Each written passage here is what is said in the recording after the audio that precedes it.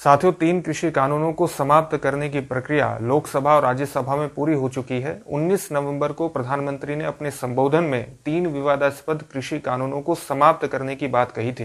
प्रधानमंत्री ने अपने संबोधन में कहा कि उनकी तपस्या में ही कोई कमी रह गई है, जिसके कारण वो 3 कानूनों के फायदे किसानों को नहीं समझा पाए, जबकि ये वही सरकार है जो लगातार किसान आंदोलन के अस्तित्व में होने को ही सवालों के घेरे में खड़ी करती रही है। तो आखिर क्या कारण है कि सरकार को अचानक इन 3 कृषि कानूनों को समाप्त करने की घोषणा करनी पड़ी? तपस्या की कमी के अलावा कारण, सबसे पहला और मजबूत कारण है किसान आंदोलन की दृढ़ता। शायद सरकार को यह लग रहा था कि किसान बहुत लंबे समय तक किसान आंदोलन को नहीं चला पाएंगे, या सरकार को अपनी मैन्यूवरिंग कैपेबिलिटी पर, अपनी रणनीति पर कुछ ज्यादा ही भरोसा था कि वो इस आंदोलन को डिस्क्रेडिट कर सकते हैं, एंटी नेशनल साबित कर सकते हैं, टुकड़े टुकड़े गैंग साबित कर सकते हैं, या संयुक्त किसान मोर्चा जो कि 4 दर्जन से अधिक किसान संगठनों से मिलकर के बना है, उसकी लीडरशिप में टूटन पैदा कर सकते हैं।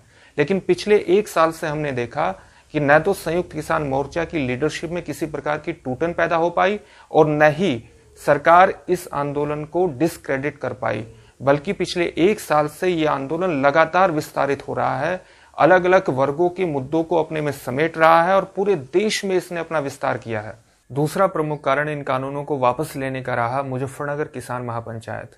जब यह महापंचायत 5 सितंबर को मुजफ्फरनगर में हुई तो इसमें लाखों किसानों ने भाग लिया।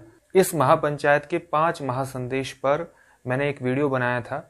आई बटन पर क्लिक करके आप इस वीडियो को जरूर देखिए। इस वीडियो में मुजफ्फरनगर किसान महापंचायत के माध्यम से किसान आंदोलन द्वारा केंद्र में सत्ताधारी दल की विचारधारा को काउंटर करने के पक्ष को रखा गया था। दरअसल इस महापंचायत ने अपने हिंदू मुस्लिम एकता के संदेश के माध्यम से भारतीय जनता पार्टी की ध्रुवीकरण की राजनीति को ही मूलभूत रूप से चुनौती दे दी थी, जिसका प्रभाव आगामी विधानसभा चुनाव, विशेष तौर से उत्तर प्रदेश और उत्तराखंड के विधानसभा चुनाव पर पड़ने की पूरी संभावना है।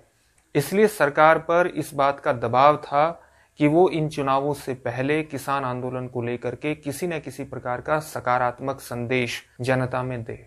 तीसरा कारण कृषि कानूनों को समाप्त करने का रहा लखीमपुर की दर्दनाक घटना, जिसमें केंद्रीय गृह राज्य मंत्री अजय मिश्रा टेनी के पुत्र आशीष मिश्रा ने अपनी गाड़ी से किसानों को रौंद डाला। फोरेंसिक जांच में ये तथ्य भी सामने आया है कि वहां पर जो फायरिंग हुई उसमें आशीष मिश्रा की राइफल से भी फायरिंग हुई। इस घटना ने केंद्र सरकार के साथ साथ यूपी की योगी सरकार को भी बैकफुट पर ला करके खड़ा कर दिया है, और इसलिए सरकार पर दबाव था किसी न किसी प्रकार से इस शर्मिंदगी से बाहर निकलने का। चौथा कारण कृषि कानूनों को वापस लेने का रहा देश में हाई इन्फ्लेशन, उच्च मुद्रास्फीति की स्थिति। पेट्रोल डीजल के दामों से लेकर के खाने की सामान्य वस्तुओं तक के दाम दिन प्रतिदिन बढ़ते रहते हैं। रसोई गैस की कीमतें तो प्रतिदिन बढ़ रही हैं। इसने आम आदमी के जीवन को बिल्कुल दूभर करके रख दिया है। इस सारी स्थिति को देखते हुए केंद्र सरकार के पास आगामी विधानसभा चुनावों को लेकर के 1 साल से चल रहे किसान आंदोलन पर कोई न कोई सकारात्मक रवैया या इस आंदोलन को खत्म करने का एक दबाव, एक स्वाभाविक दबाव उनके ऊपर था।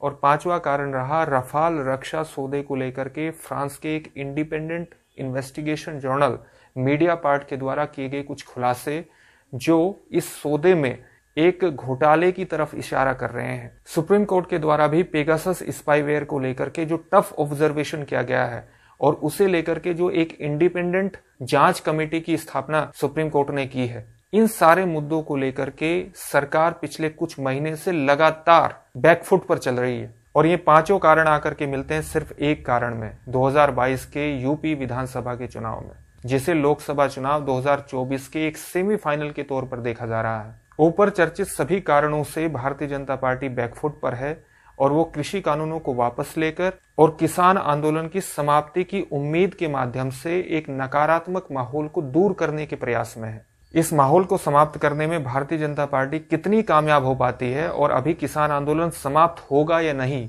ये सभी प्रश्न खुले हैं।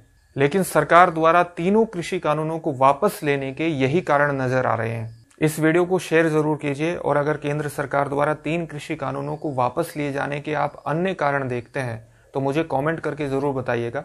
इस चैनल को सब्सक्राइब भी कीजिए और बेल आइकन जरूर दबाइएगा ताकि आपको लेटेस्ट वीडियो का नोटिफिकेशन मिले। मिलते हैं अगले विषय के साथ। बहुत बहुत धन्यवाद।